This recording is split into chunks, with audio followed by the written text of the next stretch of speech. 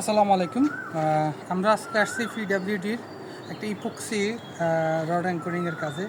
তো আমরা প্রথমে ইপক্সির যে মেশিন গানটা ব্যবহার করি এটা আপনাদেরকে দেখাবো। এটা হচ্ছে ইপক্সি রড অ্যাঙ্করিংয়ের গান। আমরা যে প্রোডাক্টটা ইউজ করতেছি এটা GU500, এটা হচ্ছে তাইওয়ানের একটা প্রোডাক্ট, মেড ইন তাইওয়ান।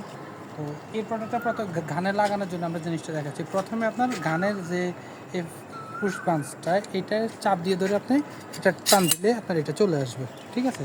এরপরে এখানে দুইটা অপশান থাকে, একটা হচ্ছে ছোটো, একটা হচ্ছে বড়ো। ড্যাশবিন হচ্ছে আপনার ইপক্সির দুইটা সেট, ছোটো এবং বড়। ছোটোটার পিছনে ছোটোটা, বড়োটার মধ্যে বড়োটা। আমরা দেখেন এই সুন্দর মতো সেট করে দিচ্ছি। অর্থাৎ উপরে হচ্ছে ছোটোটা, নিচে বড়োটা। এই